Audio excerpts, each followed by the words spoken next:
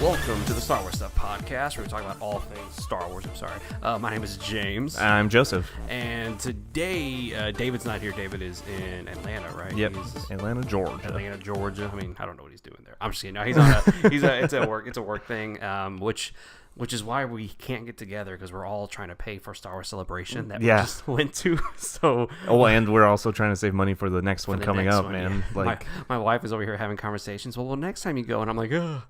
I'm like, well, yes, I have permission to go. I'm literally wearing what I bought there. It's bad. I went through all of those clothes, all the shirts already, and then I also every day just about I would have a new shirt at Celebration, so I went through my suitcase for the last couple of days too. I've been living out of my suitcase still. I washed all of them and I set them all up and wore them already. And there was one day my wife and I went to Target and I had this shirt on, I had my Mandalorian shirt on, she had this one on, and the guy from Target was like, "Hey, I like your shirts." Whoa, wait, did you go? I was like, I went, and he was like, "Oh my gosh, how was it?" It was so cool. That's amazing. So and I was like, "I have a podcast." No, I'm just joking. I didn't tell him. You should listen to it. I wanted to throw a plug in there. So we bought the new Claudia Gray book while we were there at Star Wars Celebration. Right. And if you watched our videos, you'll see the first day Joseph and I were like, we are getting this book. Like, that was the main goal of Thursday. It was pretty fun. It was amazing. We just immediately got into the con and went straight for the took us a while to find it, because we were like, it's next to this, it's next to this, it's between the TIE fighter and then I was like, okay, the TIE fighter's over here, because I think we went to the back first, or we walked one way, they were like, whoa, no, it's over here, that we had to walk, and then it's between the TIE fighter and the Star Wars show stage. And then we found it, we got the book, we went back a couple hours later. And okay, I'm gonna embarrass ourselves here. So we bought the book, it's this one right here. And if you're watching us on YouTube, you'll see it. So it was this. We got the exclusive cover one, which is amazing. We were gonna go back a couple hours later to get it signed. And then we're sitting down eating expensive hot dogs and pretzels, because that's what we do. That's what we do. And I opened up the book, and sure enough, right there, it says signed edition, and it already had her autograph in it. So there's her autograph. I promise. It's all it's real too. Yeah. And we were like, oh my gosh, how embarrassing would it have been? We had gotten up into the line and been like, hey, will you sign this? And she was like, I already did, bro. And I'd be like, oh man, I almost bought Bloodline just so she can sign it. Like, it'd be worth it. But I was like, no, it was. And plus, the line at that point was already. It was ridiculous. I'm thinking I'm gonna reread her first book, Lost Stars. Yeah. So that's what I was gonna get to. In case you don't know, Claudia Gray has written Lost Stars, Bloodline, Leia, Princess of Alderaan, and now Master and Apprentice. Yeah, and I think a couple months ago we did an episode that was just us talking about the Claudia Gray books that had come out at this point. If you haven't, go back, find it. It's one of our episodes we have. But we love Claudia Gray. Yeah, she's fantastic. She's amazing. Okay, so we're going to break this podcast up into two parts. We're going to do our first spoiler-free episode where we talk about about the book, the plot of the book. And then our second part is going to be the fun stuff, the stuff that we were like, oh, that was really cool. Okay, so I guess I'm not good at synopsises. Are you pretty Are you pretty good with a synopsis? I can do my best to break it down to where I'm not giving too much stuff away. Break it down now. So for the first half, like I said, it's going to be strictly just us discussing, reviewing the book, discussing it. So this book is basically it's the beginning of Qui-gon Jinn, not even the beginning, like in the middle of Qui-Gon and Obi-Wan's relationship as Master and Apprentice.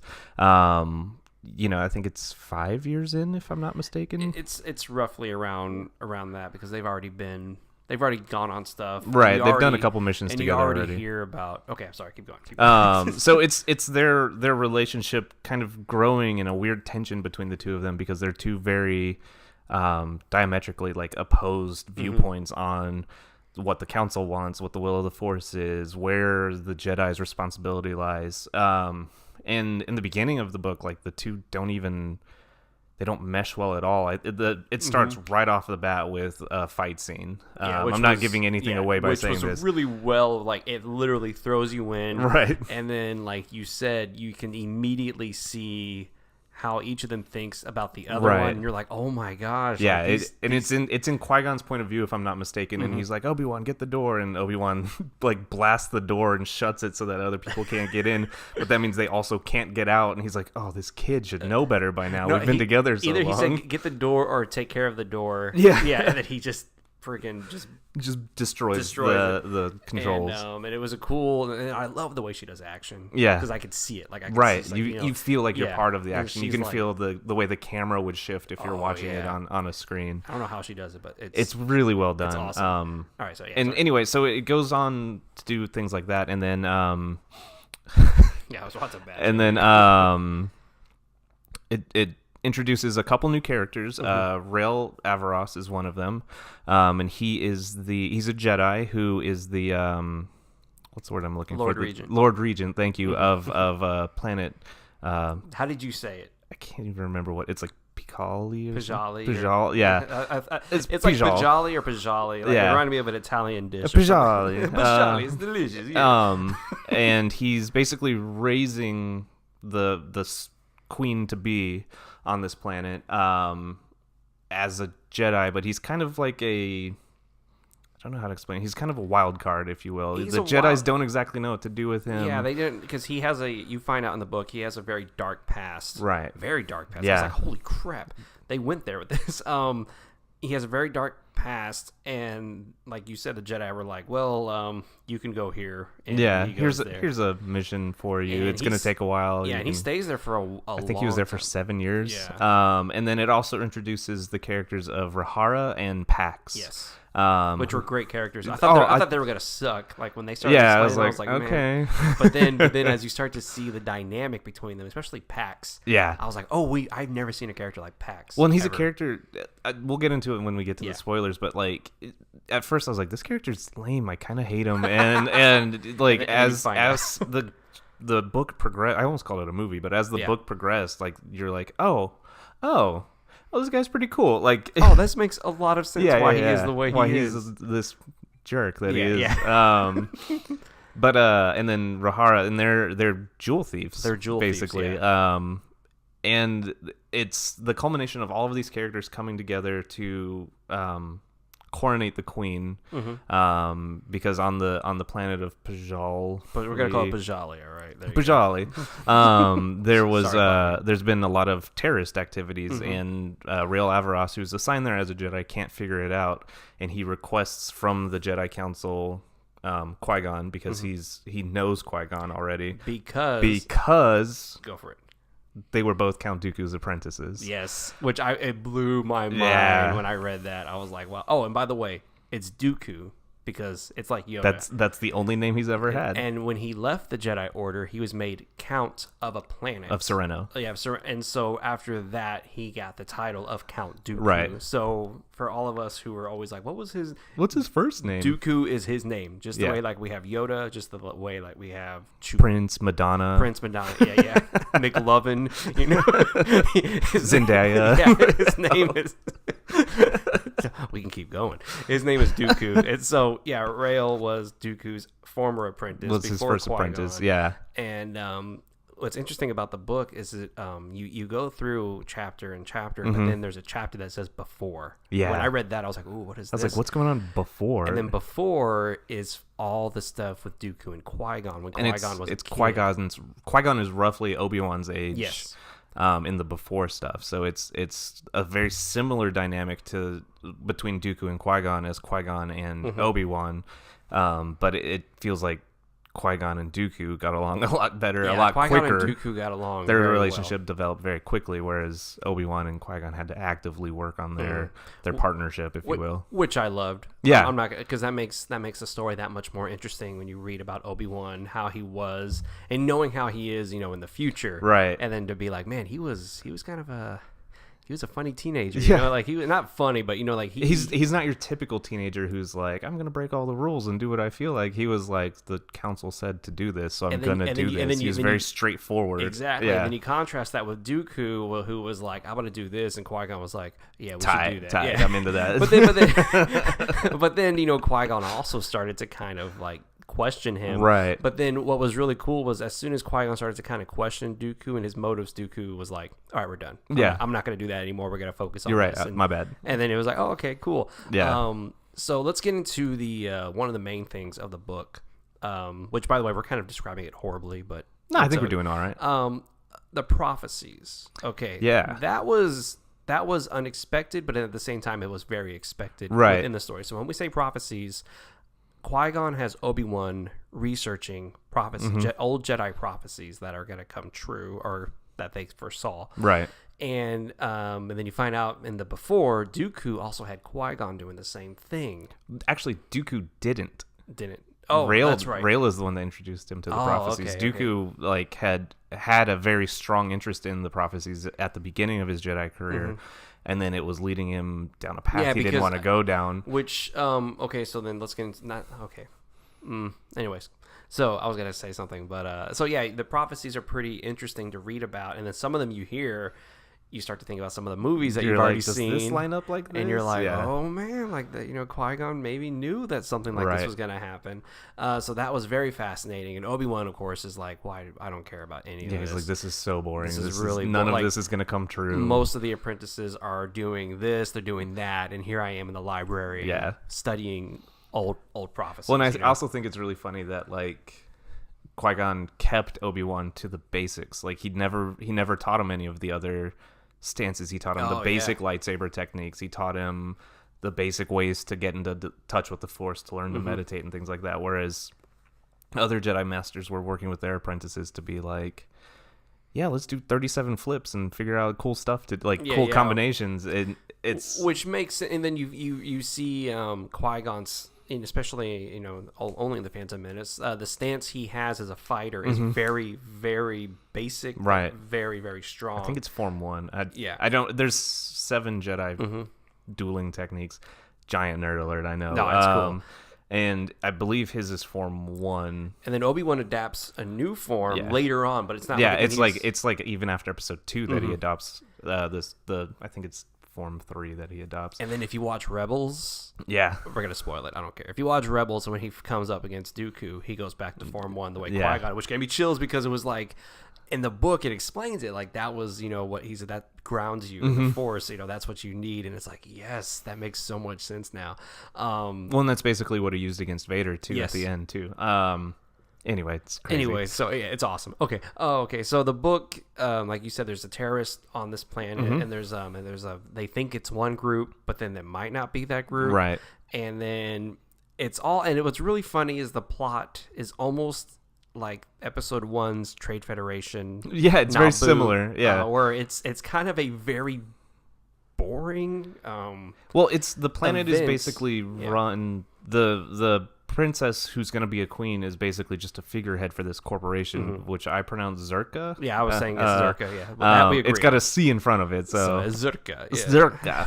Zerka. The Zerka Corporation, which is, I think, even more powerful than the Trade Federation winds up being. Yes. At the time, of course. Yeah. And where was I going with that? And she's the figurehead of that, and they allow slavery. They're a big evil corporation, but at the same time they've got some good intentions, and they're trying to get this hyperspace lane open on this planet as like the main stop to get to wherever you're going. And the Jedi also want for this hyperspace lane to be opened as well, which is why they tell Qui-Gon and Obi-Wan he needs to go there because this has to happen. Right. But then when he's there, Qui-Gon starts to have some visions, and this is really cool because now we're getting Qui-Gon having visions, Rey had visions, Anakin had visions. You know what I mean? So it's like this is the whole thing, right? And the cool part is like he's the one that's been studying the prophecies and honestly not even believing in them, just being like, well, there's lessons to be learned from these prophecies. How can I stop myself from going to the dark side? Things like that.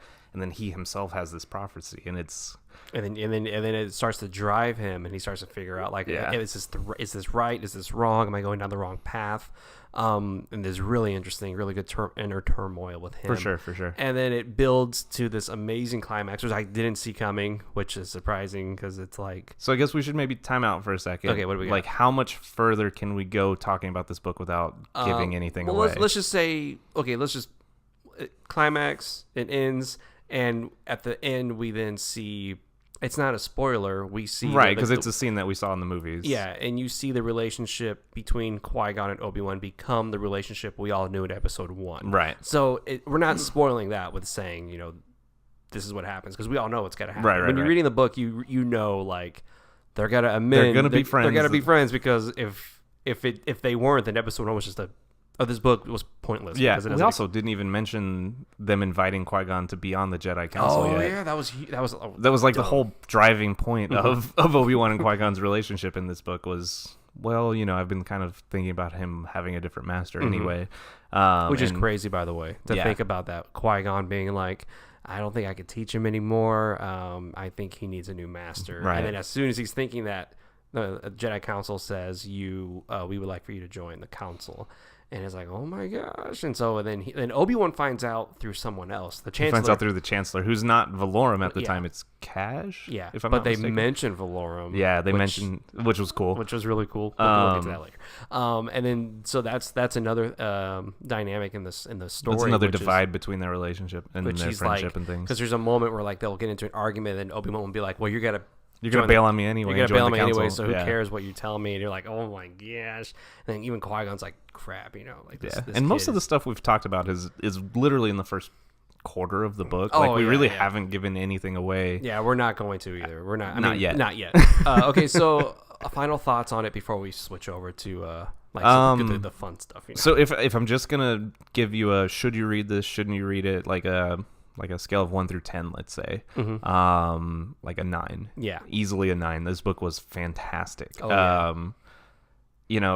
It had good action, had great characters, new characters that you hadn't ever met before. That you were like, man, these are some cool characters. I can't wait to see if they're going to show up in anything else that's being written. Anyway, so I just had a thought, like maybe they've already been in other Claudia Gray books and I didn't even notice. Yeah, like I was thinking that too. Something. I was thinking about that too. Sorry, I spaced out for a second. No, you're good. You're good. But like just great characters. Qui-Gon and Obi-Wan are the jam, and like I've always wanted more stuff with them in it. It made me want to reread these books that I had when I was a kid. Jedi Apprentice. Yeah, and I don't even know where I could find those. So I had. For some reason, I had like the first and the third and like the 7th book. Like my parents were always. Oh, did it go that deep? I had like 4 of them. I think they went a little bit. I remember. I might go on Amazon and do some research. But I remember my parents just bought whichever one they found. Right. Just like the fact that they showed me Return of the Jedi first. You know what I mean? They're like, it's Star Wars. Give it to the kid. He'll love it. And they were right. And here I am today. But so for me, read it. Definitely read this 100%, book because it's one of the first books we're getting now that goes before the prequels, and we're getting some more history now. We're getting a lot more of what was going on, what the Jedi were thinking, because you find out a lot about what the Jedi are thinking and how the council is being run at that point. Yeah, and it's also intriguing to see, like, maybe it wasn't that hard for the Sith to kind of sneak in behind them without them thinking of it, like realizing it. Yeah, exactly. Considering how they were acting, and even Qui-Gon is like, man, the council's not.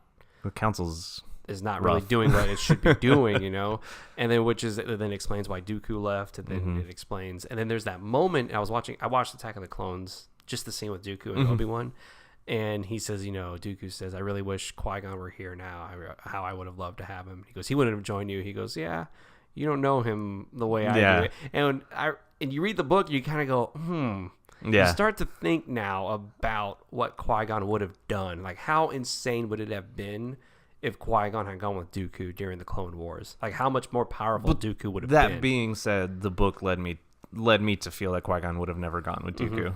That Obi-Wan was right. Yeah, he was ultimately right. But it was just a fun thought I had where I was like, ooh, man. Yeah, there was some stuff in there where I was just like, dang, this book is good. It's definitely a great read. Like Oliver, if you haven't read a Claudia Gray book, you need to read a Claudia Gray book. The last, without giving anything away, like the last quarter of this book, my heart was just the whole time. I was like, I can't read this fast enough and consume it quick enough because I have to know what's going to happen in the next 500 pages. Yeah, that's not 500. It's not even that long. Oh yeah, no, it's like 333. I think it's 355. Yeah, it's okay. It's a good book. Definitely pick it up. Definitely read it. And if you don't want to hear any more, you can cut off now. Yeah, because we about to go take a trip to Spoiler Town. We're about to go to Spoiler Town.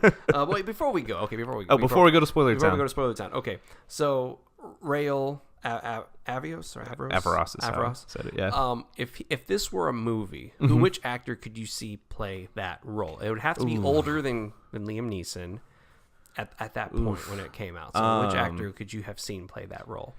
So I read books kind of weird. I don't normally put actors into the things. So I don't. Are you familiar with Overwatch at all? No. So there's a character in Overwatch who's a cowboy. His name is McCree, and I pictured. Well, I mean, he didn't look exactly like that. Like he was like an aged up version with gray in the temples and scruffy looking. Who's scruffy looking? Who's scruffy?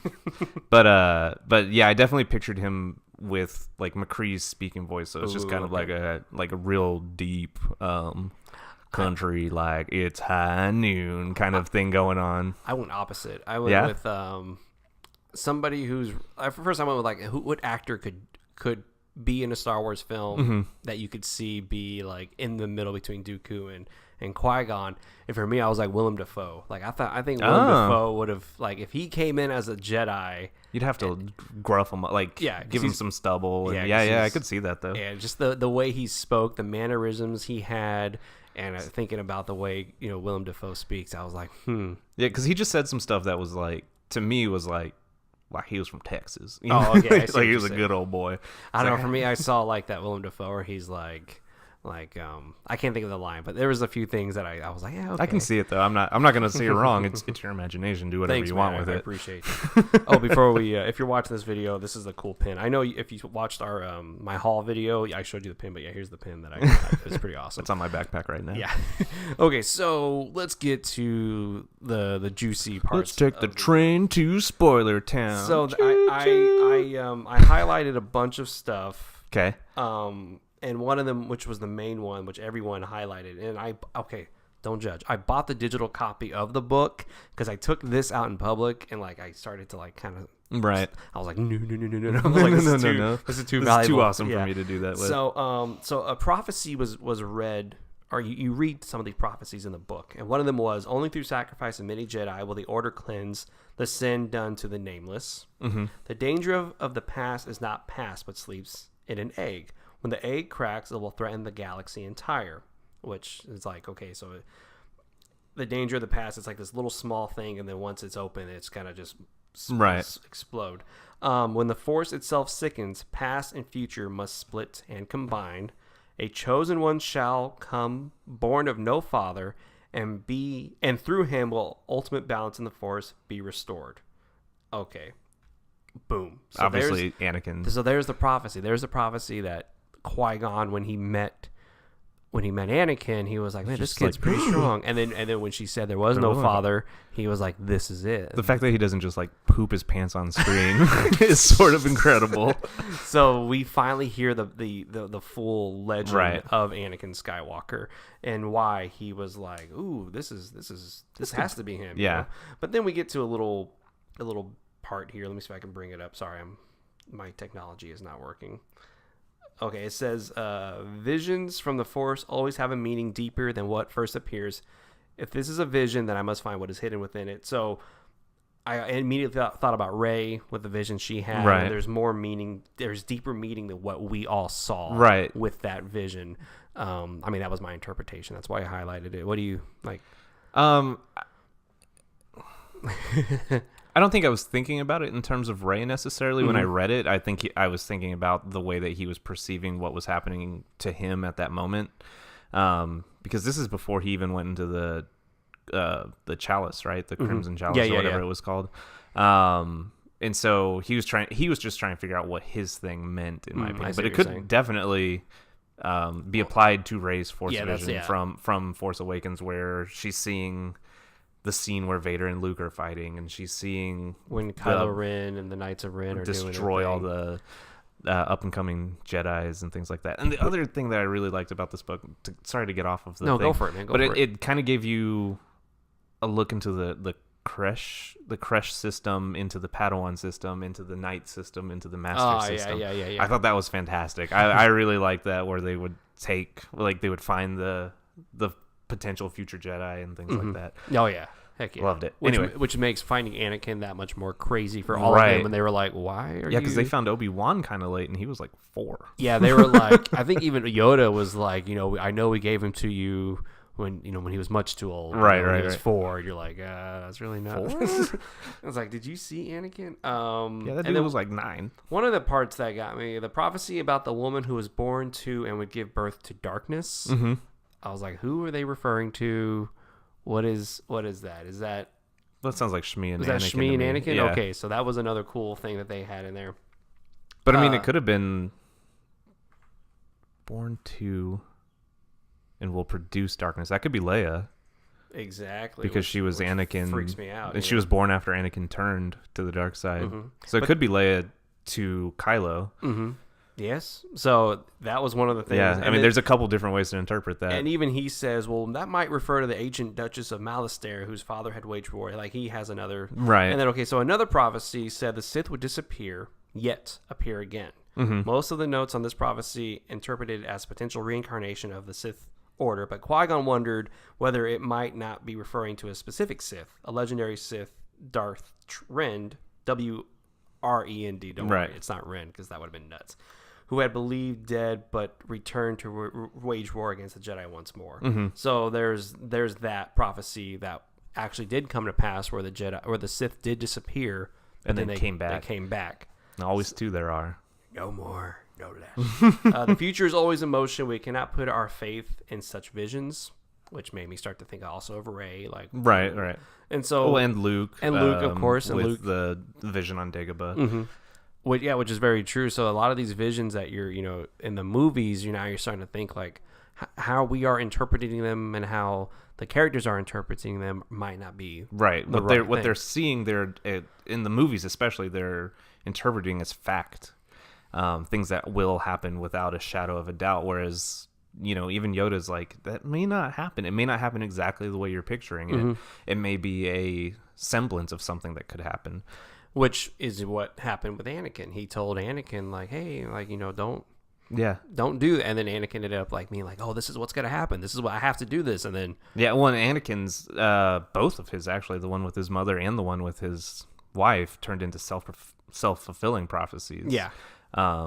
Because he could not have possibly foreseen him being the reason Padme eats it. Yeah, very true. But, he is the reason. Yeah, it's totally his fault.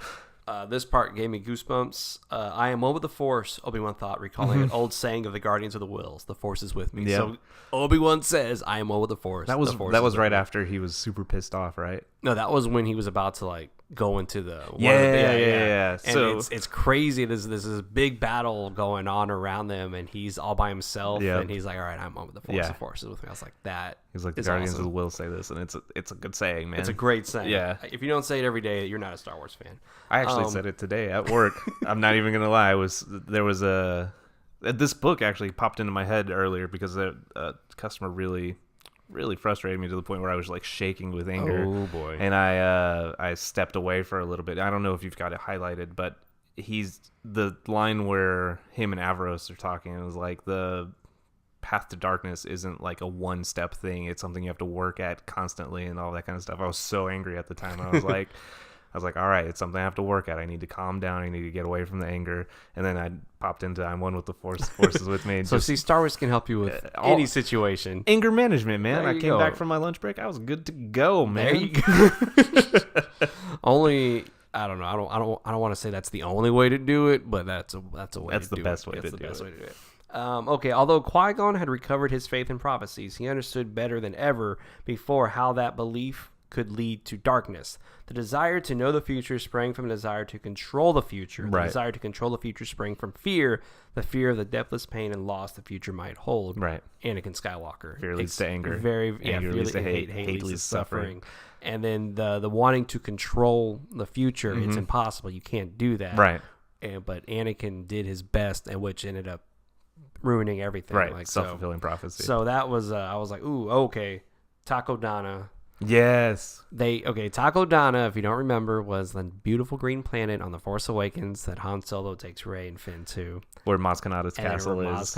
One of the coolest taverns on the face of in the galaxy of Star Wars. So Rael is sitting there smoking a death stick, by the way. I think death sticks is just a cigarette. Or a cigar, probably. Which made me laugh. Which is another reason I pictured him as a cowboy with a big old cigar popping out of his mouth. Want to buy some death sticks? Anybody want to buy a death stick? So I was like, oh, they brought it back. Death sticks are still relevant in Star Wars. Well, they said death sticks a couple of times in the book, too. Yeah, that's all he was smoking was a death stick. And then he says, Rael nodded at the person who brought his drink, a small, wizened creature who wore goggles and a strand of beads. Yeah. I was like, oh, Maz. Yeah. I was like, oh my God, Maz Kanata's in this book. Like, what in the world? That's the next thing Claudia should write is a Maz Kanata Oh book. my God. Claudia Gray, if you're listening to this, which we know she is. I mean, obviously she's like our best friend. Yeah, she's awesome. Anyways, write a book about this, please. Because Maz Kanata, her story through like, she's as old as Yoda. Right. She's seen some stuff. Yeah, she's awesome. So please. I just need more Maz in the movies. Okay, so here was where this was the biggest one. This is the one where you like. Yeah, this is the one where I texted everybody in the group. I was like, "Holy smokes! I think they just dropped the biggest Easter egg for episode 8, 9. What am I saying? Rise of Skywalker. Rise of Skywalker.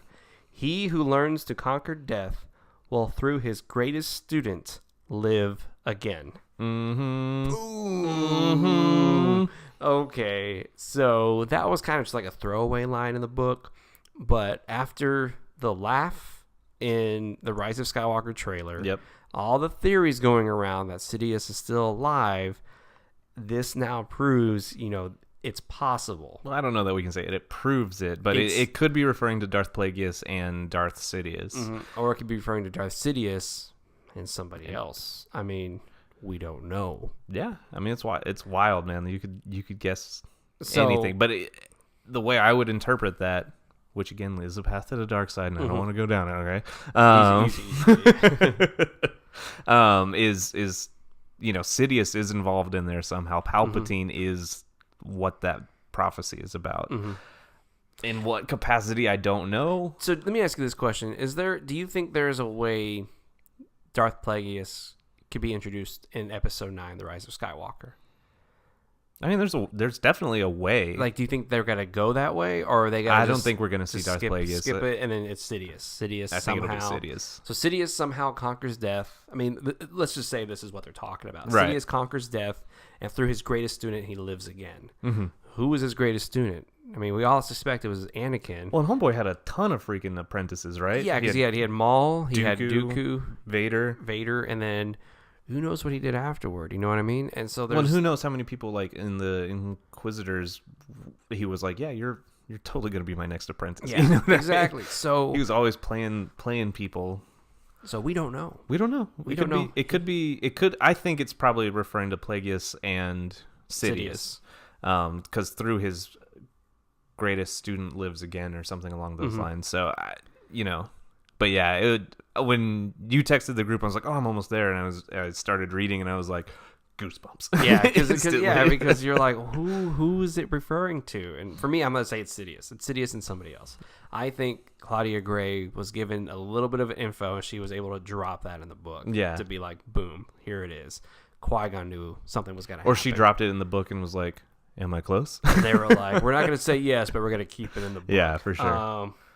Okay. So one thing in the book, Obi-Wan loves to fly in the book. Obi-Wan loves it. He's like, oh yeah, I want to see this new ship so I can see how it works. It's crazy. He's like going out of his way to examine spacecraft, and you're like, I was like in episode 2, he's like, this is why I hate flying. This is why I hate flying. I hate flying. You know I hate flying, Anakin. And I'm just like, where did this dude come from? Why would he love flying all of a sudden? And then even in Revenge of the Sith, when they're flying, and he's like, this is why I hate flying. Yeah. And you're like, okay.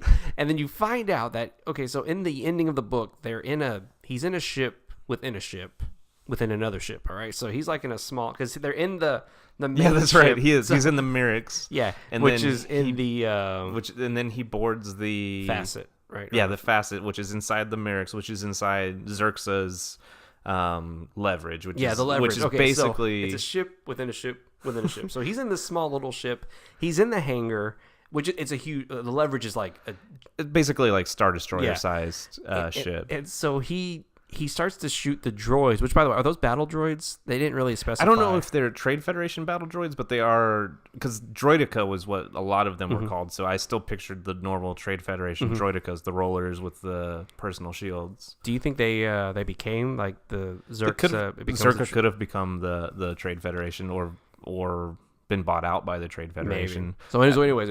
Because I have a feeling, spoiler alert, the loss of this hyperspace lane probably didn't help the Zerka Corporation very much. Which then would make way for the Trade Federation to buy them, which makes the Trade Federation all like superior. And then the Trade Federation like Disney's them and absorbs them into themselves. That's a good way to put it. Yeah. Okay, so back to Obi-Wan. So Obi-Wan's in this ship. He's in the hangar and he's firing, and then he hits a button which then turns on the automatic pilot, if you may. It's automatic. It's like a seeker pilot, I guess, right? And I don't know how he wound up on the bridge. I didn't know what it was seeking necessarily, but all of a sudden it was like it took off without him, and he couldn't control it, and he's in there yelling. Well, he could control aspects of it, but he couldn't stop the ship. Oh, that's what it was. Yeah. Because it was just going, and he's literally flying down like twisting hallways. So imagine the Death Star trench run times 1,000, but inside. Like inside a ship. And he's in there, and it's so funny because you're like, oh my gosh. And then he gets to the bridge, and it finally, I guess it was trying to find the bridge. I think that's what I and it stops on the bridge, and he pops out, and he's like, okay, what do I do? And then later on, Qui-gon mentioned something to him, and he goes, actually, no, I never want to fly again. I hate flying. I hate flying. So I was like, oh, there it is. So that was how, that's how that all worked out. That cracked me up, man. And so the book ends at Qui-Gon's funeral. We then go to, it was before, then it goes to after. And now we're at Qui-Gon's funeral, and that was a really cool way to look at it. So the last two Star Wars books that I read were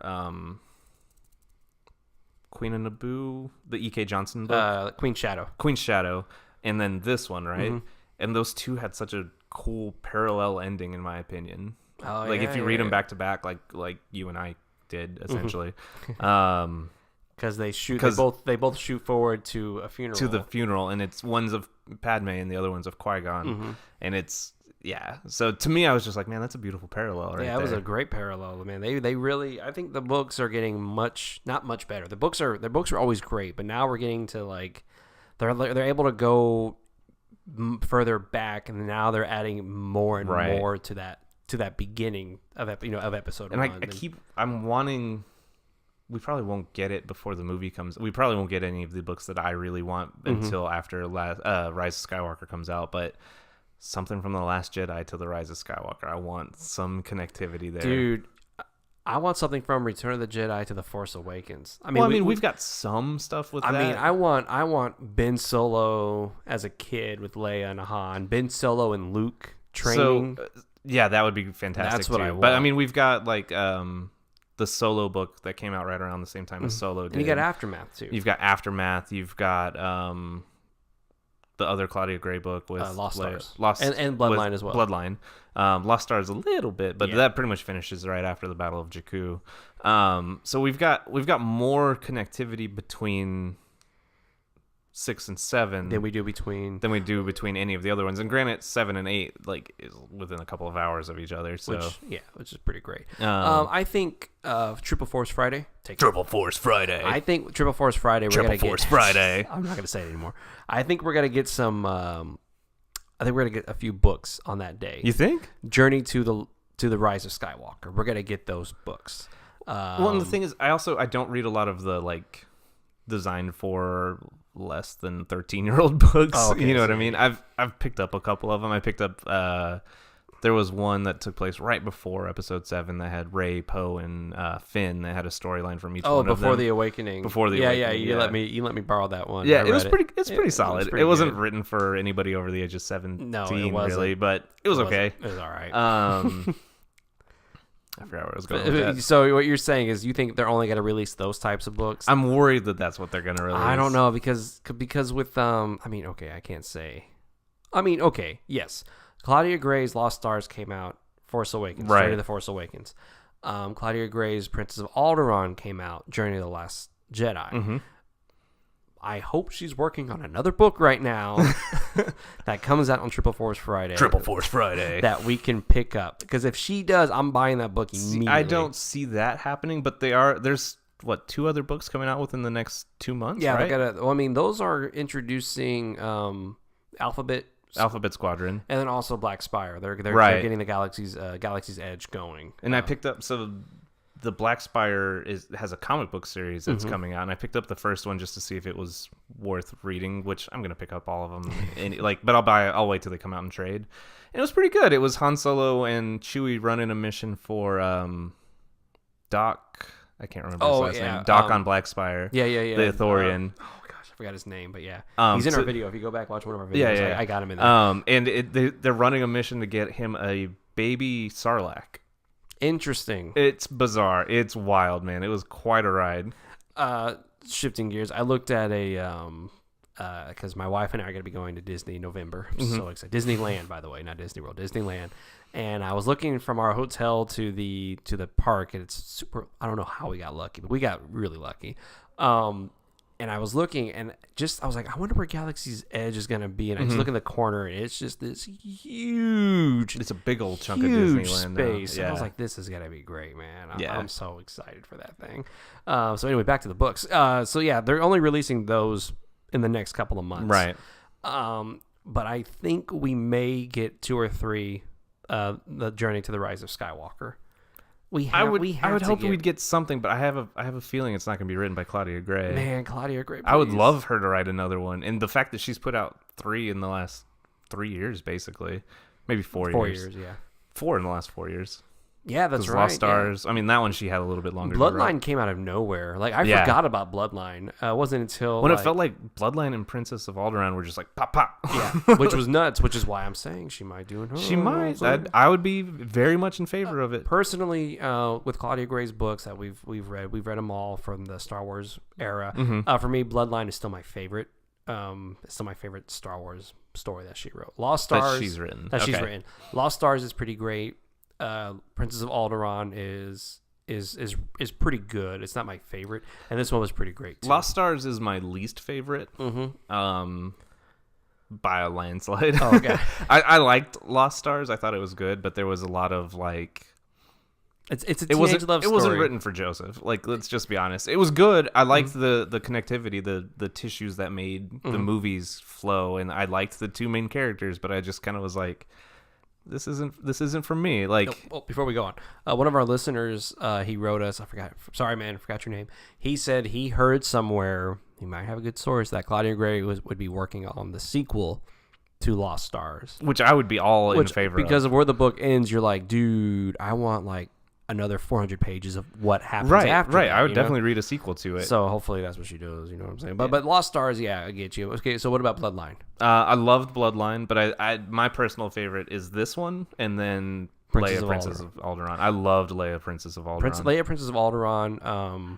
For me, one chapter would be kind of like the love story, and then the next chapter would be like, oh my god, this is awesome. Right. And then love story. See, I think I was able to kind of blur out the love story part for me, but the parts where Leia was like, oh, I think I can do this, and then uses the Force without even thinking about it, or when she found Crate. She found Crate, I almost like ripped my hair. I was like, this is amazing. I was like, this answers a lot of questions. Yes. And then you find out about her mother, how her mother almost died, and why her mother. Oh, Brea is mentioned in. Yeah, Brea is mentioned in Master and Apprentice, as is Naboo. Naboo, I don't know that it's not Padme at the time. It's probably the lady right before. Yeah, her. She says there are younger queens on Naboo. Yeah, and I was like. Cool. I was like, that's tight. And then she mentions Brea, Organa, and I was like, that's even cooler, man. So yeah, like I said, they're adding this extra layer to the prequels, and I'm excited to see like what's gonna happen next. And like I said, I hope Journey to the Rise of Skywalker happens. I mean, I would gladly read whatever she puts out. She's done nothing but fire. Like everything she's put out has been fantastic. And everything far. Like. Yeah, as soon as we heard she was writing a book, we're like, yes. And then the day we were there, they're like, oh, the book's going to come out today. We're like, it's going to come out 2 days early. We're like, it came out a week early. Was it a week early? Yeah, because it was on the shelf Okay, so fun story. Okay, so we got the book Thursday, Bounty Hunter preview. Yeah.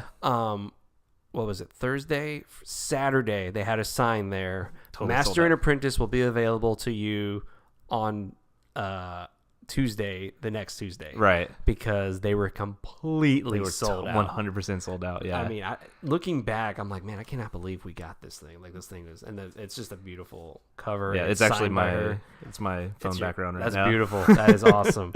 But yeah, so we're back from Celebration, and now we're trying to work to go back to Celebration again. And no, there is no information out thus far. May the 4th is this Saturday. Mm-hmm. We will have a podcast out to y'all on the 5th. We'll get to do May the 4th or May the 4th be with you and Revenge of the 5th. Yeah. We're going to be there. Sorry. Or something. We'll figure it out. But anything else we should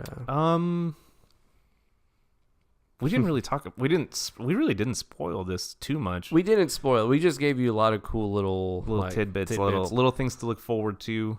We could have spoiled the hell out of this. But, oh yeah. And for me though, that reveal when it happened, I was like, get out. Yeah, it was. You can ask my wife. I was just like, oh my gosh. And I wasn't expecting it either. I was like, I'm reading it, and then the moment happens, and I just went. My wife looked at me, and I was like, oh man, that wasn't supposed to happen. There's so much packed into the first 3/4 of this book are good, but they're kind of meandering, and then you get into that last quarter, and you're just like flip.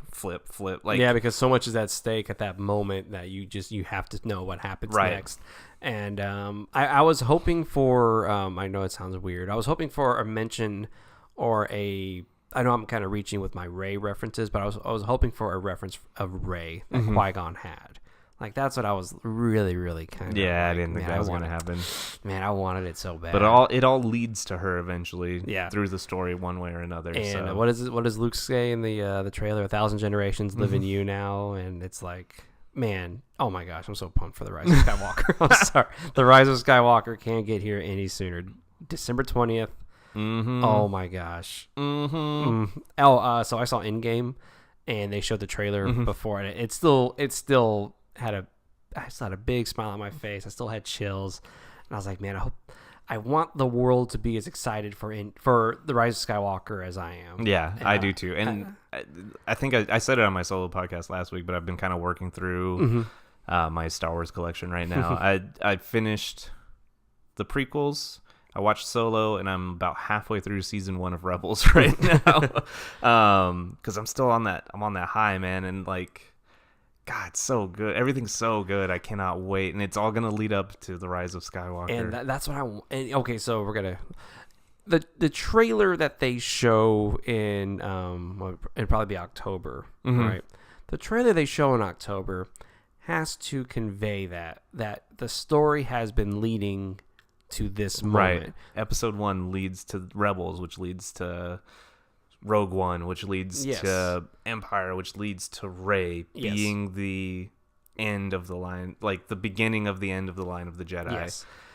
They need to do that because I was having a discussion with a friend of mine, and I was like, I think Rise of Skywalker, if they do it right, the Rise of Skywalker can make more money. And he goes, no, there's no way. I think they can. And I was like, I think they could. He goes, dude, Avengers was 11 years in the making. And I'm like, did you literally just say that to me? Star Wars was 40 plus years in the making. 42 years in the making was Star Wars. Yeah.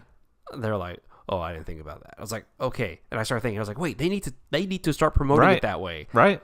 If they do that, I'm pretty sure. Well, even if they do a trailer similar to what they did with Endgame, where it's, Iron Man coming out of the sand and like with his old school Iron Man suit and Cap and being all skinny and not reaching up to the thing. If they do something even similar to that, $1 million butts in the seats away. Oh man. Oh my God. I can't even imagine. Like if the trailer starts off with like Obi-Wan talking, and then you see images from the prequels and Anakin's talking, and then they just promote it that it was all leading to this moment, and then you see Rey turning on the lightsaber, I'd be like, this is gonna be awesome. Okay, Topher Grace did that amazing trailer, and he ended it the way that I was like, I wanted to end, and then it ended that way. I was like, cool, with Rey turning on the lightsaber. I was like, that was the way to do it, and that's what they need to do. Hire Topher Grace, Lucasfilm, he'll make the trailer for you. Come on, man. Come on. So yeah, thank y'all for listening to this little bonus episode. Hope you like it. Hope you can pick up a book. We got a little rambly at the end there. Yeah, but because we haven't talked about Star Wars together in like since 2 weeks. Yeah, since Celebration. We've been jonesing pretty bad. All right, and I've changed. I shaved my face. I don't even look like myself anymore. I might be doing the same thing pretty soon here. It's getting hot in Texas. Yeah, all right, we gotta. But don't worry. When we go to Anaheim, I'm pretty sure we'll have our beards back because that's how we're known. And also, I'm too lazy to shave on a regular basis. But yes, thank you for listening. Be sure to check out all of our other episodes we have. Be sure to look out on YouTube for our Celebration coverage that we did. So much fun. Yep. So much fun. And we'll be back this weekend with another episode. And thank you for listening. May the Force be with you. Always. Pew, pew, pew, pew, pew, pew, pew, pew. It's a trap!